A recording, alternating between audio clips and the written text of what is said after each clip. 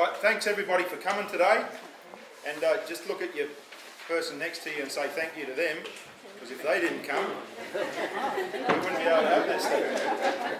So it's a team effort to get these sort of things happening and that sort of thing. Now, one of the things I really want to impress on you is that it's about the thinking. It's all goes on up here between the ears. If you haven't got it in your head, you'll never do it on your farm. And so this whole bit about transition, the people who transition, they get it in their head. The people who don't transition, they got nothing in their head. They only got the old system. Right, so it's about the thinking. Now, all I want to share with you here is what is going on with some of my guys at Nyngan and myself. Now, I've been in we called it biological agriculture in the start. So from sort of year 2000 or something like that, I've been like red hot in this space, done every course that there is, read most of the books, and I've been a farmer, right? I've sprayed Roundup. I've been there, done it. I've used the artificial ferts and all that stuff. I've planted and harvested monoculture crops, but we were fiddling around with some other stuff in the biological space when we were farming in the Northern Territory and having some results there. And then I come down here and I'm the seed grader at Nyngan, so I'm not farming, but I work closely with three particular guys at Nyngan who are all very open. The greatest advantage is that they've never said, "Martin, shut up, you're full of shit." They were lying. No, well, they didn't say anything. So if they didn't say nothing, they wasn't even a lie, was it? Right? And the other thing is, we do a lot of our correspondence by phone call. Now, we all got these magic things now, right? If I'm ringing them and they didn't want to talk to me, they can just hit the red button, can't they? But they don't. They answer the phone. And what endures is that we have robust discussions about everything but regenerative farming and regenerative systems.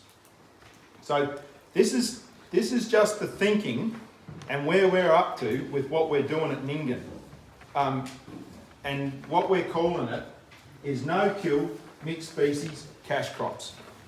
But we just start on the bottom, but the boys in the States and that, and some of the guys in Australia are calling some of their mixed species crops that they're doing cover crops. Now, out at Nyngan, you can't be talking to a guy about growing a crop that he might plough down in a good year to try and catch up in the drought year next year and get nothing, right? That don't wash with those guys. It's got to be the cash bit. Here, that bit there. That bit there, right? Yeah. So the thing is, if we name it appropriately, we can get them to listen on that front there. Right. Then another big advantage that I got with these three guys that I'm working with is that they want to be off the chemicals. They see that, and when you really look at it in the big scheme of things, there is no place for chemicals in agriculture. They're a Johnny-come-lately thing, and they've just been a prop, and they've been there for all the wrong reasons, and we've got all the unexpected consequences to deal with. If you want to YouTube some stuff, have a listen to Don Huber about glyphosate. But that stuff is insidious when you get to the bottom of it. But everybody wants to. So the advantage I got with my guys is that they want to get to no kill. They want to be off the poisons, and the couple of reasons they want to be off is that they sick of spraying out poisons and being exposed to it, and they're sick of paying a bill. Big bill every year. Right. And then the mixed species. Mixed species is the most exciting thing I've ever come across in agriculture. Like way back in the day, we were doing some stuff here and there, using biologicals, say friendly ferts and that sort of thing, but we were still hung up on all the pitfalls that went with monocultures. Monocultures, the big fella doesn't put them anywhere in nature. They don't happen. The only people that do monocultures is farmers. And it's the craziest thing that we do in agriculture is monocultures. If you grow a monoculture, you're going to have to pandy to it every way, because there's weeds are going to be in there. It's nutrition requirements specific and la-di-da-di-da. So when we get away and we've got to the mixed species, we just unloaded a whole can of worms. That's the coolest thing about. And the more we think and the more we talk about what's going on with this mixed species, the more exciting it gets. Because what it is like we've got to bet every which way. We've got to bet on every horse in the race, right?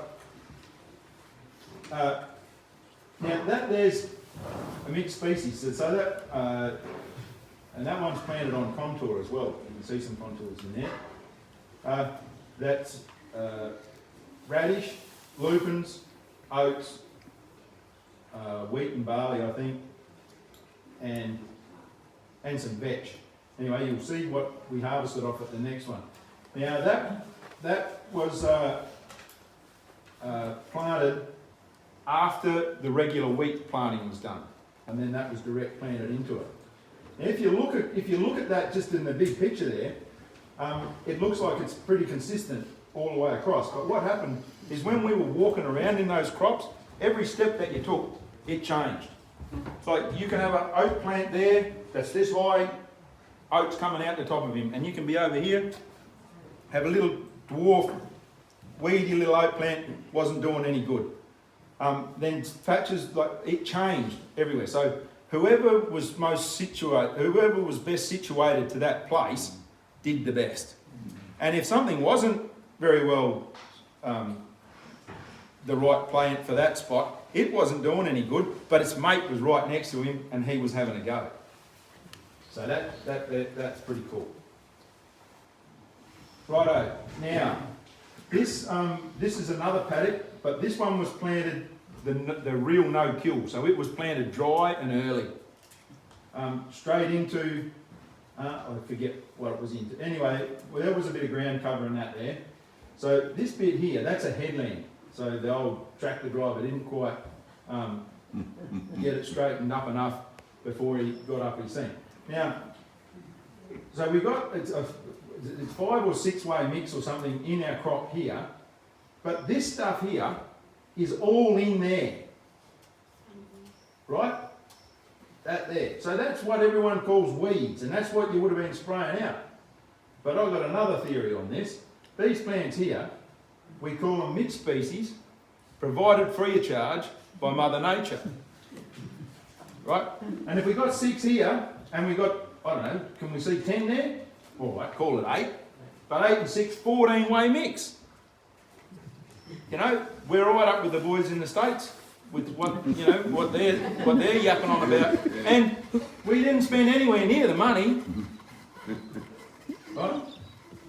And it's back to the cash crops. Why we're calling them cash crops. Depends on how much rain falls out of the sky, it works out how we're going to cash it out. Now, in this with this guy, the backstop always is a grazing operation. So if we don't have much rain and everything goes to shit for the season, we just run some sheep through it, and because we haven't spent a whole lot of money on it, we can get our money back from our grazing operation. Now, just a little aside, this was 2016, this stuff. Last year, Darren did a bit of mixed species and he grazed it. Now, I haven't got the metric conversions or whatever, but you'll understand, like we're in sort of 6 to 10 bag to the acre wheat country, right? Now, he grazed that mixed species and he took 5.5 bags of value out of the mixed species with the grazing by something like August or September. So he had most of his money, input money, back out of that crop and back in his pocket. It wasn't out in the field anymore. You see what I'm saying there? So he had that money ready to go and do whatever. Anyway, then he went on and he did harvest some of that, and he had a hailstorm on it as well. So the hailstorm, he didn't get as much grain as he might have liked, but then it was still at a grazing option after that. Oh, and then in 2016, we had plenty of feed. sheep, like livestock, seemed to be a bit expensive, so we didn't buy livestock and we just took it right through to grain harvest and harvested the crop. Right, so that's how it come in the header box, without hardly changing it off wheat settings. Just fiddled the header a little bit, and that's how it come in. Just a little story with that, there was two Danish guys driving the header, or the harvester, and they got going down the because it was in contour, they went going down the contour and they seen all this, you know, weeds and saffron thistles and all our crop and everything all coming in the front. They couldn't work out what was going on, and they look in the back and there's seed coming in the back and they're looking and everything. Anyway, they got so fuddled that by the time they got down the other end of the paddock, they had a box full and they had to call for the chaser bin to go right the way down to pick them up, to bring it back again. But they were astonished that, yeah, this crazy mess that was going in the front of the head had come out like this. Righto, then, on the seed grader. Alright, so we're just another little one, right? What's the most farmed thing in the world? Farmers. Farmers. Everybody's farming them. Even the seed grader. Right. That is true. I'll say it again just so everybody understands. Farmers are the most farmed thing in the world. Everybody's working them. Everybody. Everybody. So there's only one person, if you're a farmer and you're getting work, there's only one person who can stop you getting worked. That's you. So when we run it through the seed grading equipment, this is the lupins that come out above a 4mm slotted screen. Right, this is the middlings. And then that's what came out below a 4mm round hole screen. So if you see the radish seeds in there, the red ones, right? Then that middlings, we put it through a indent machine and we took the oats out of it. So that's what we end up there, and I haven't got a photo of the oats. Oh, why we did take the oats out, it had some black oats and that in it. And we just wanted the oats out. So that there is what we use the next year as our base for our mixed species. So we just added some lupins back to that, and some radish back to that, and some, well it didn't, the next year wasn't any good, and then the year after, Darren didn't have enough oats. But then the next part of it is when you're doing this stuff, it's about the more you are good at doing your observations, the better outcomes you're going to have. So what Darren noticed is when he planted this here, just on its own, he got most of the paddock finished and he wasn't going to get to the end. So he just got some oats to top up so that he could get to the end. So this, once it had oats in it, the oats want to grow up. When oats grow, they sort of sprawl out over the ground and lay down before they go up. So the oats are very important for getting that ground cover in the early times, so that then that's going to help suppress your weeds and that sort of thing. Whereas the barley and the wheat that was in that all just wanted to grow up fairly good and it didn't do the covering. Now the radish that we grow in that, it's a brassica, and so it just does that stuff too, where it puts its big leaves down. So in our system, when we have the oats and the brassica in it, we've got two things that are working for us to cover up the ground.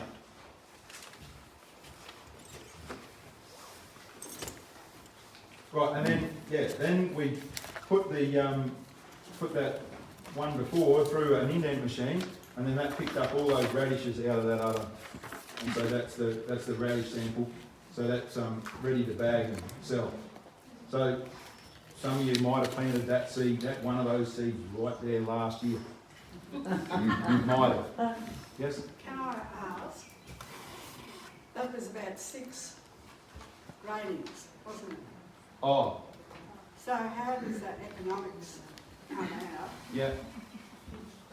from if you've done today's conventional farming and grown wheat Yeah. Well, and got a reasonable crop, good average, how did the economics come out compared to what you did? yeah, good question. Right, so what we did there, the seed grader got half the radish seed that got graded out of the crop. Right now, the yield, there was no change in yield. Like the yield for the mixed species crop was the same tonnes per hectare as what the regular wheat crops that were grown for the same season were. So there was no penalty on yield. Had we sold that at harvest time as a wheat crop, it was worth $150 a tonne. The crop would have been worth $45,000 had it been a wheat crop, right? Now, we harvested, we graded 6 tonnes of radish seed out of that, right? At $5 a kilo. So that was $30,000 worth of radish came out of a $45,000 crop, right? Now he did give half to me for doing the job, right? So that was $15,000, but he still retained $15,000. So on top of a $45,000 value of grain, he also got another $15,000. So that's another third, isn't it? My maths is right? Right? So if every crop you grew, I came along and ran it through my machine and added an extra third to your crop, how would that be?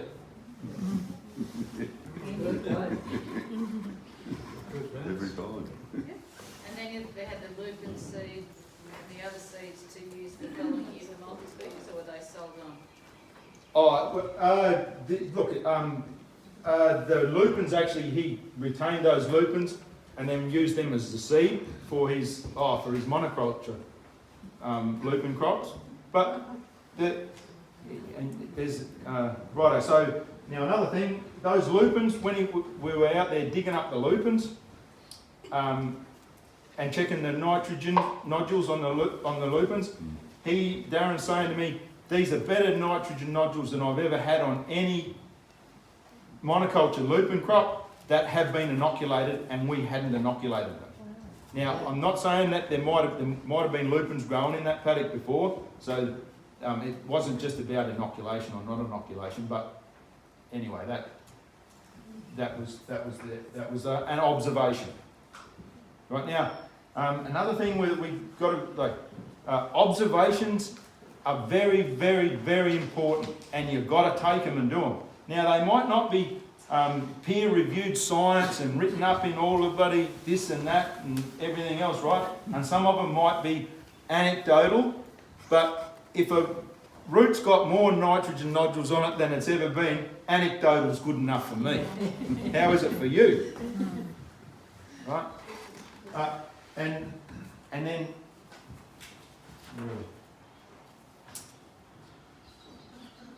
Oh, so did that answer your question enough? Yes, thank you. One thing about that, if you actually broke up the percentages of lupins, wheat, etc. you harvested as that total tonnage per hectare, would that have added up to quite a lot more than the wheat value if you put a commercial price on it? Oh, yeah, for sure. Yeah, right. That's sort of getting down to splitting hairs and whatever. Like the lupins is probably going to end up being valued at a little bit more than what your wheat crop was going to be, and then your barley might be a little bit less than your wheat crop was going to be. But righto. So here, this stuff here that we didn't sell. Darren, put that back in the thing. Like I said, wheat was worth $150 at harvest time. This stuff here, he kept on farm, and then the Landmark guys, when it was Landmark, came to him and said that they had a client who wanted some lambs fed on, and Darren's got a little feedlot on his place. So he bought the guy, they trucked the lambs to him, put them in his feedlot, and he fed them, and mostly this stuff here, and he sold that out at $300 a tonne. So how's that? Right? So that's a value add by doing it himself on his farm, and because he had the capabilities to do it. And yeah, so you know that was another value add that he did on this mixed species cash crop.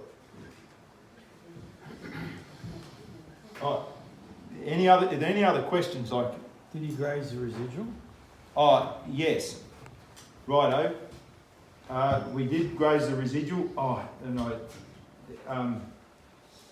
another thing that we did have in there was brassica, grazing brassica. Now that didn't end up in our seed mix or whatever because it didn't set seed.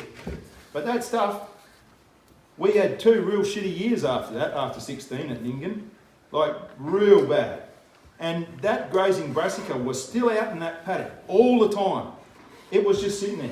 Had it had a shower of rain, poof, instant feed. All through the summer and the next winter and in the next summer as well. Like, that was pretty cool to look at what that went. Yeah. What was your question again? I'm just wondering whether he grazed the residual. Ah, yes. What was the impact of that? Yeah, right. So we did graze some residual, and then this last season, we had a mixed species there, and Darren did his. Oh, right. So we went for a drive around his farm, and this is what I'm saying is about. It's about collaboration. If you can get together with your mates, right, or a friend, or guys who really want to look and learn and think about stuff, that's what you've got to do. So we went for a drive around his farm, and we're having a look at the crops, and we're looking at what we're going to have as residuals for stubbles once he harvests those crops. All of them were going to be poor. The wheat wasn't looking very good. The lupins, you know, these are the monoculture crops. Right? The lupins weren't looking very good. The oats, he made the hay. So that, you know, there's nothing left over for the grazing on that. And even the radish that we grew, a bit of monoculture radish, that wasn't looking good. But then the mixed species crop that we put in, he ran the sheep in that and he did his calculations on it, and he reckoned he got a bag and a half's worth of value out of the mixed species in grazing. So that mixed species crop didn't get grazed early in the year, but it got harvested and again was the same rate harvested per hectare as any other crops went, and then the other crops had no value. Well, he put some sheep in on a wheat stubble, and he went back 3 days later and thought they were looking poorly. Like, that's how long the wheat stayed, or how long it didn't even last 3 days. You know. So anyway, the mixed species stubble that he grazed, he figured that he got a bag and a half's worth of value out of grazing the mixed species. Are they seeing any native grasses coming back where you're repetitively doing the mixed cropping? Yeah, right. So 2016 was when Darren first did this mixed species paddock, after we'd been to Cole Sice and had a look at some stuff what he was doing over there.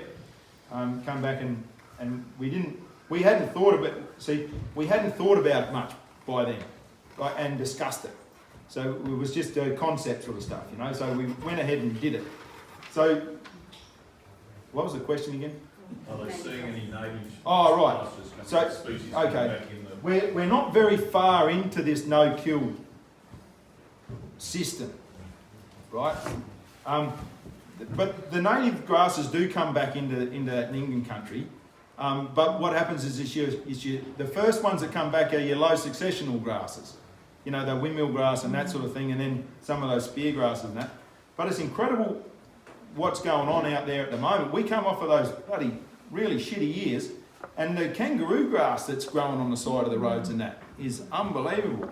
And that's absolutely one thing. I don't hardly, when I'm driving around the countryside, I don't hardly ever look beyond the fence, right, into the paddock. Because mostly it's the same shit, different spot. Right? Continuous cropping or continuous grazing. Just a shit show. You know? But there's some really good lessons to be had on the roadways of what's going on there. You know, and especially like some places where you've got real heavy traffic, even the kangaroos don't sort of come and graze that. But then with no grazing, then you get the stuff that they talk about at the holistic management and that, where you've got grasses that just run long and end up less productive because there's none of the cycling's going on anymore. We're not turning it back, cycling. It's just about cycling. That's one of the things that we got to do as farmers, is we're in the cycle game. So it's either upcycle, recycle, like all sorts of cycles. Righto. So this is a biggie. Paradigms. And if you,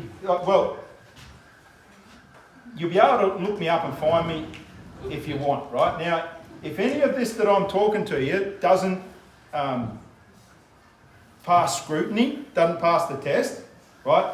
And I want you to tell me, right? I want you to ring me up and let me know. Because if I've got something wrong, I don't want to be passing it on, right? So I'm big enough to say that. So if anything, if I'm really out of place, let me know so that I don't do it again. So this is our paradigm shift, and it's from kill agriculture to live agriculture. We got to stop killing stuff, and we got to live. And so we have the joke, don't we, about the moron farmers, right? But actually, we want more, right? We want more carbon, we want more diversity, we want more biomass, we want more nutrient cycling, we want more water holding capacity, more profit. Oh, absolutely, more profit, right? And that's back to that. That was the cash crops bit on the bottom of my thing, and that's where. People say, oh, that's all airy-fairy stuff, Martin, but are you making a profit? But I'm always on to my boys. You've got to be doing your numbers right down, because that bags per acre and talking shit at the pub, that you haven't done the calculation far enough yet. You've got to, and even you've got to get it down to dollars profit per hectare. That's what it's got to be. That's the last number. All right. So. You can be talking to a bloke, right? And you could ask him how much dollars per profit hectare he's making, but that's pretty blunt, isn't it? Righto, but anyway, what about if you ask him how much tax he's paying? Right? Because if he's paying tax, right? So a third of it's tax, and then there's 2/3 of its profit, right? So you multiply that number by 2, right? And he'll tell you how many hectares his farm is. Right? Now, if he's not paying any tax, and he's got a heap of hectares, do you need to be talking about farming with him?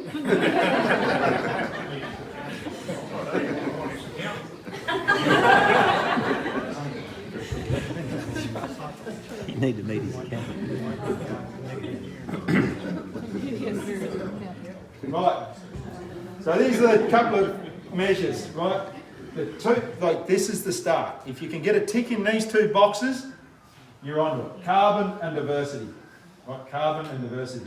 And is there anybody here who really likes things that are not simple and they like to, push to the boundaries and go the extra mile or whatever? Anybody here like that? There's sure to be. Well, if you like that, well, it's just carbon, diversity. Right? If you like making things difficult, that's it. Right. Now, carbon. We can measure that stuff. Right? And if a farmer is regenerative, we're going to be doing stuff and we're going to be regenerating carbon into the system, right? So if he's truly regenerative, he's going to be building this stuff here. And you can't have that without that. Those two go together. Not like the chicken and the egg, like a hand in a glove. Right? Hand in the glove. Those two go together and they are measurable. So diversity is just about species and that sort of thing. Now, with our kill operation, what have we managed to do? We've run this down because no full noise, no chemical shitstorm farmer is going to have carbon above 1%. Right? So they've run it down. And then diversity, it's just about plant species is your first one, and that's why we do the mixed species, because mixed species is ticking this box here, fast forward. And then we don't, our weeds, they just add to this bit here. We've got to get over weeds. The free diversity might not be. Mixed species, provided free of charge by Mother Nature. Exactly. Yeah. What do you reckon about annual grass weeds though, Mark? We're always finding some of us farmers. I'm saying a lot of stuff into different things, and if you've got annual grass weeds, Oh, you don't get a great result. But maybe that's a tonic, you know, like a one-year exercise to go down the chat again. right. All right, so this is a funny story. I might not apply to you guys so much, but it's the ryegrass story, right? All the boys in southern Australia, ryegrass, right? They're all fighting ryegrass. What is most of the milk in Australia produced on? The dairy What? farmers are planting it. What is most of the fat lambs in Australia produced on? And what's all the football played on? Ryegrass. So sometimes just there's another. I'm going to get cracked off here shortly. Yeah. All right. So another part of this whole thing, the way we're going with this regenerative, and what we're trying to do is you've got to match your enterprise to your land capability. Right? Don't be trying to do something that your land can't do. Now, and then it gets back to the thinking. What is it? Why, we could run through this and do a little workshop on it, but we're going to get cracked off. What is it that's that particular grass, and how might you be able to manage it differently?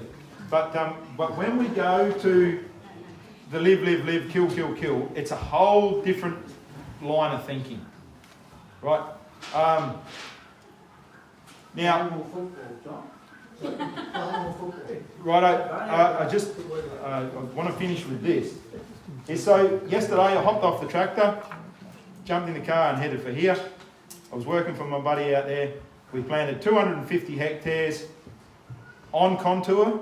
So there was a correction on contour every half metre of fall, but we filled it all in, all the way along.